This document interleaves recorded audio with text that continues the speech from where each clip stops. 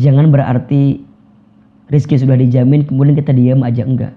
Rizki harus dijemput. Kenapa kalimatnya dijemput bukan dicari? Kalau dicari belum tentu ada. Kalau dijemput pasti ada.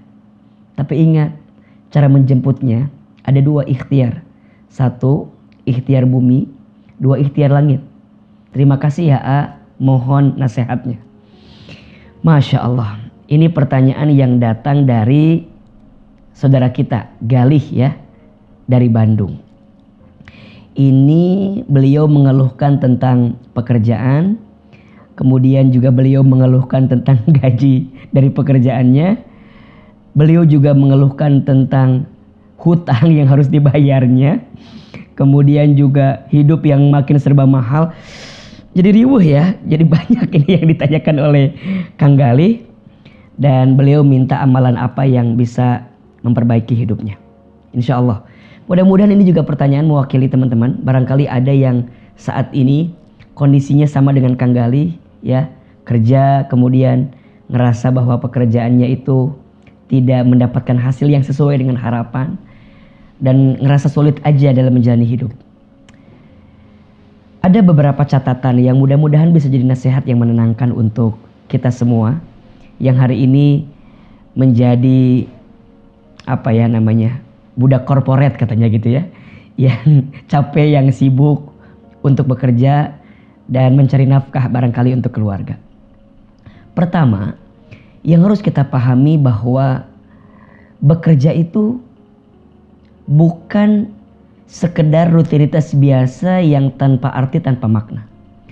Tapi bagi seorang muslim, bekerja itu adalah setiap langkah yang bernilai pahala ibadah, setiap langkah yang bisa menjemput ridha dan rahmat dari Allah Subhanahu wa taala. Maka di awal kita harus meredefinisi ya, harus mendefinisikan ulang tentang kenapa kita harus bekerja.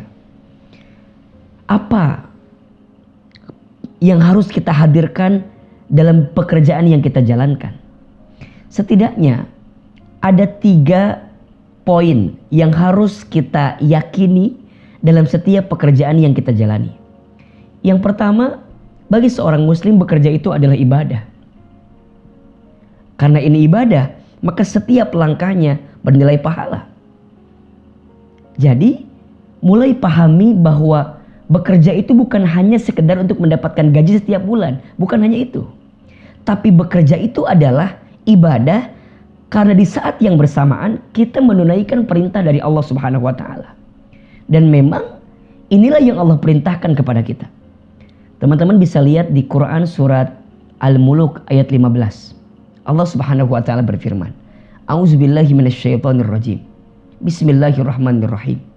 Huwallazi ja'ala lakumul arda dhalulan famshu fi manakibiha wa kulu min rizqi wa ilaihin nusur. Dialah Allah yang menjadikan bumi ini luas sehingga mudah untuk kamu jelajahi. Apa perintahnya? Maka berjalanlah di seluruh penjuru bumi itu dan makanlah sebagian rizki yang Allah berikan kepadamu. Ambillah, dapatkanlah, perolehlah sebagian rizki yang Allah berikan kepada kita. Perhatikan di sini. Berarti Allah menciptakan bumi ini sangat luas dan kita diperintahkan untuk bekerja di dalamnya. Maka bagi seorang muslim, ikhtiar itu kewajiban, bekerja itu kewajiban, rezeki itu kejutan dan pemberian. Hanya doa yang bisa merubah segalanya. Artinya, jadikanlah setiap langkah dalam bekerja itu sebagai ibadah kita kepada Allah. Dan yakinlah, begitu besar pahala yang Allah siapkan untuk orang yang bekerja. Apa di antaranya? Setidaknya saya mencatat ada 4 pahala yang Allah siapkan untuk kita yang bekerja. Yang pertama, orang yang bekerja itu dihapuskan dosanya.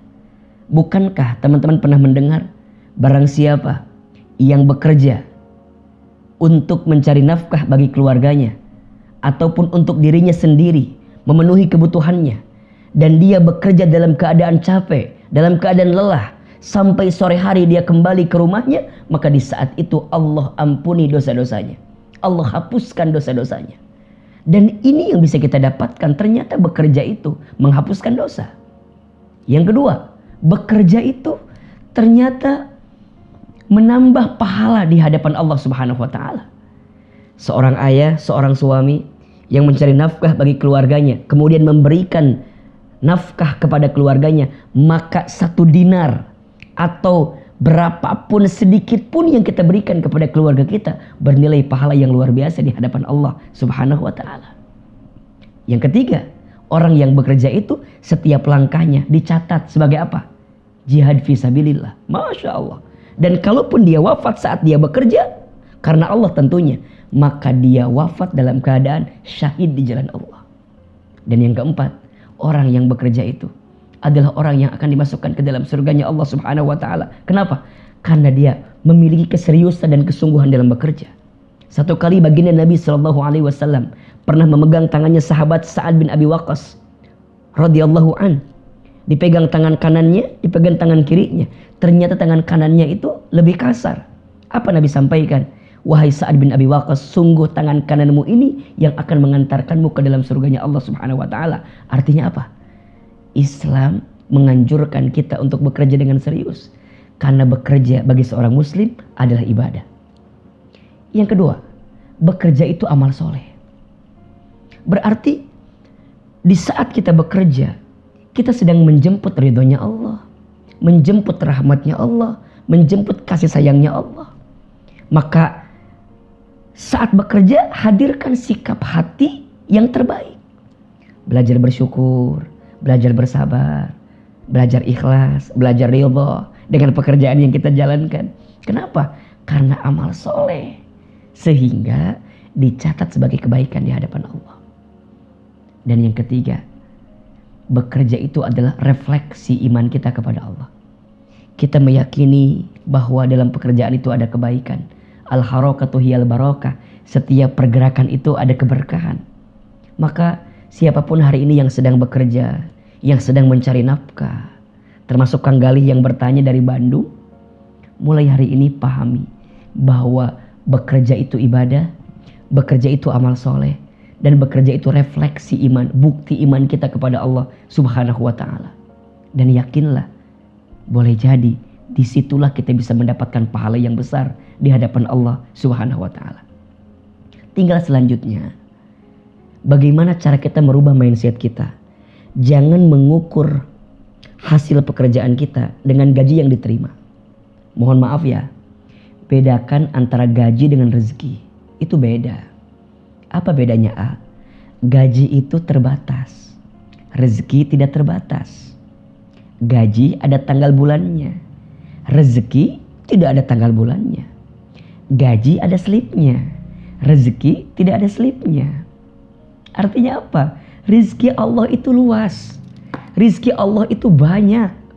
Hanya kita yang seringkali membatasi rizki dari Allah itu dengan apa? Dengan sesuatu yang terlihat di slip gaji kita. Padahal bukan hanya itu. Mungkin gajinya, mohon maaf ya, mungkin gajinya let's say 3 juta. Tapi boleh jadi rizkinya lebih besar daripada itu. Kita menyimpulkan dari apa yang ya kita lihat saja. Sehat, rezeki. Punya keluarga yang mendukung, rezeki. Punya sahabat yang baik, rezeki. Bahkan sampai hari ini punya pekerjaan pun itu rezeki. Oh berarti kira-kira yang kurang itu apa? Mohon maaf ya, yang kurang bukan rezekinya, tapi yang kurang adalah rasa syukur di hati kita terhadap rezeki yang Allah titipkan kepada kita. Maka mohon maaf ya, seringkali yang kurang itu adalah kita, bukan Allah. Sungguh tidak ada yang kurang yang Allah berikan kepada kita. Karena ternyata yang kurang hanya kita. Kita kurang apa? Kita ini dikasih nikmat kurang syukur, dikasih ujian kurang sabar, ketika beramal kurang ikhlas, ketika ada takdir kurang ridho, kalau dikumpulin kurang ajar. Kan itu masalahnya. Berarti sekarang pahami dan yakini bahwa dalam pekerjaan kita tuh masih Allah titipkan rezeki kepada kita. Yang jadi kurang adalah cara hati kita untuk memahami setiap pemberian Allah yang diberikan kepada kita. Maka yuk mulai hari ini rubah mindset kita. Bicara tentang rezeki, setidaknya ada 4 konsep tentang rezeki yang harus kita pahami. Yang pertama, rezeki itu sudah dijamin. Selama kita hidup, maka selama itulah Allah menjamin rezeki kita. Surat Hud ayat 6. A'udzubillahi minasyaitonirrajim. Wa ma min dabbatin fil ardi illa 'alallahi rizquha. Dan tidak ada makhluk yang melata pun yang hidup di muka bumi kecuali Allah jamin rezekinya. Maka yakinlah, selama kita hidup, selama itulah masih ada catatan rezeki yang Allah siapkan untuk kita. Bahkan kata Nabi SAW, seseorang tidak akan diwafatkan oleh Allah sebelum habis jatah rezekinya. Yang kedua, rezeki itu harus dijemput. Maka jangan berarti rezeki sudah dijamin kemudian kita diam aja, enggak. Rezeki harus dijemput. Kenapa kalimatnya dijemput bukan dicari? Kalau dicari belum tentu ada. Kalau dijemput pasti ada. Tapi ingat, cara menjemputnya ada 2 ikhtiar. 1, ikhtiar bumi. 2, ikhtiar langit. Ikhtiar buminya apa? Sungguh-sungguh bekerja, ya, profesional, disiplin, hadirkan strategi terbaik. Itu ikhtiar bumi. Tapi ingat ada ikhtiar langitnya. Bagaimana caranya? Dekatkan diri kita dengan Allah. Perbaiki hubungan kita dengan Allah. Ikhfadillaha yakhfadka. Jaga Allah, maka Allah akan jaga dirimu. Setidaknya amalannya ada 3S yang harus kita yakini dan kita hadirkan agar rezeki kita semakin cepat datangnya kepada kita. S yang pertama, sholat. Sesibuk apapun kita jangan tinggalkan sholat. Perbaiki sholatmu, maka Allah akan perbaiki hidupmu. Jaga sholatmu, maka Allah akan jaga hidupmu. Termasuk, Masya Allah, ternyata kualitas sholat kita menentukan kualitas rezeki kita. Lihat kalimatnya. Saya menyampaikan kualitas ya, bukan kuantitas. Bukan jumlah, tapi rasa terhadap rezeki tersebut. Perhatikan nanti surat Toha ayat 132. Allah Subhanahu wa taala berfirman, Bismillahirrahmanirrahim. Wa'mur ahlaka bis salat, dan perintahkanlah keluargamu untuk salat. Wastabir 'alaiha, dan bersabar-sabarlah dalam menunaikan salat itu. Kalau salatnya udah benar, salatnya udah sabar, salatnya udah baik, la nas'aluka rizqan, jangan pernah bertanya tentang rezeki. Kenapa? Nahnu narzuquka. Kata Allah, kami yang akan menjamin rezekimu. Wala akibatul taqwa. Akibat ketakwaanmu dalam hidup ini. Maka yakini ya, yuk sesibuk apapun kita bekerja, jangan tinggalkan sholat, jangan lupakan sholat, jangan akhirkan sholat. Karena disitulah engkau bisa mendapatkan kebaikan di sisi Allah Subhanahu wa taala. Yang kedua, sedekah. Ya. Ada filosofi hidup terima kasih, terima kasih. Apa maknanya? Seberapa banyak yang ingin kita terima tergantung yang kita kasih. Maka ayo perbanyak yang kita kasih agar perbanyak juga nanti Allah berikan sesuatu yang kita terima. Dan yang ketiga, silaturahim. Barang siapa yang ingin dipanjangkan umurnya, dilapangkan rezekinya, maka sambungkan tali silaturahim. Perbaiki hubungan kita dengan orang tua, perbaiki hubungan kita dengan pasangan, dengan saudara, dengan sahabat kita. Barangkali yang menghambat datangnya rezeki kepada kita karena ada sikap kita yang pernah menyakiti orang-orang di sekitar kita.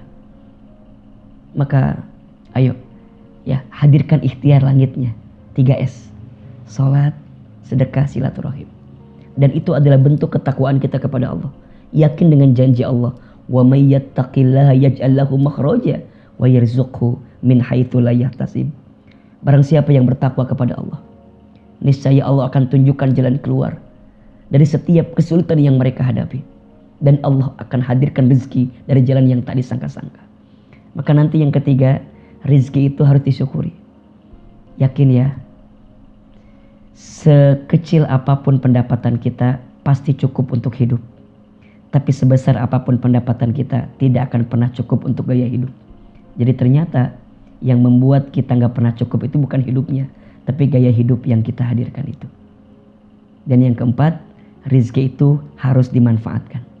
Coba deh, mulai hari ini dilihat, kira-kira kita ini lebih gelisah dengan apa yang belum kita miliki, atau lebih gelisah dengan apa yang belum kita manfaatkan dalam hidup. Rasanya masih banyak yang belum kita manfaatkan dalam hidup. dan kita masih gelisah dengan apa yang belum kita miliki. Yakin saja bahwa Allah senantiasa bersama dengan orang yang senantiasa bergerak dalam hidupnya, apalagi untuk terus bekerja. Kang Galih dan kita semua yang sedang bekerja, ayo semangat, hadirkan langkah-langkah terbaik dalam pekerjaan kita. Yakin Allah menitipkan banyak kebaikan dari lelahnya kita, dari capeknya kita bekerja. Dan disitulah kita bisa mendapatkan pahala terbaik di sisi Allah Subhanahu wa Ta'ala. Terakhir, ada satu doa yang bisa teman-teman amalkan. Doa ini agar kita diberikan kecukupan dalam urusan harta, dalam urusan rezeki. Dan sebagian ulama menyebutkan doa ini adalah doa agar kita yang punya hutang cepat lunas hutangnya. Apa doanya? Bismillahirrahmanirrahim. Allahumma kfini bihalalika an haramika wa aghnini bifadlika amman siwaka. Saya ulangi. Allahumma kfini bihalalika an haramika wa aghnini bifadlika amman siwaka. Ya Allah, cukupkan aku dengan yang Engkau halalkan dan jauhkan aku dari yang Engkau haramkan, dan kayakan aku dengan karuniamu daripada aku bergantung kepada selainmu. Amalkan doa ini, baca doa ini khususnya di hari Jumat ba'da asar menjelang maghrib. Disitulah doa yang mustajab, dan semoga Allah berikan kecukupan terhadap harta dan rezeki kita. Dan siapapun yang sedang terlilit dengan hutang piutang, semoga Allah berikan kemudahan untuk kita menyelesaikannya. Amin ya rabbal alamin. Terima kasih teman-teman untuk hari ini. Mudah-mudahan bermanfaat, dan Ahilman tunggu pertanyaan-pertanyaan selanjutnya, curhatan-curhatan selanjutnya. Silahkan komen di YouTube-nya atau silahkan DM di Instagram Ahilman Fauzi. Insya Allah semoga Allah bimbing lisan ini untuk memberikan setidaknya ketenangan dari jawaban yang bisa dihadirkan. Mohon maaf lahir dan batin jika ada kekurangan. Yang benar semua dari Allah.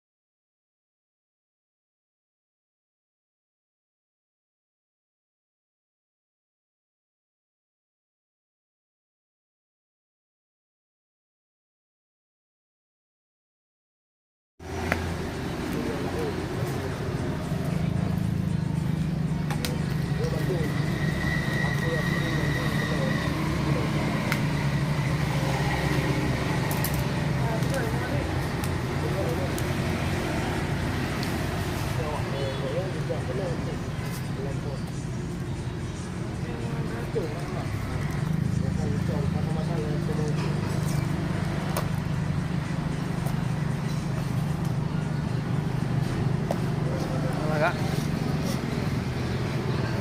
Apa lagi rim dulu? Hah? Lagi rim dulu.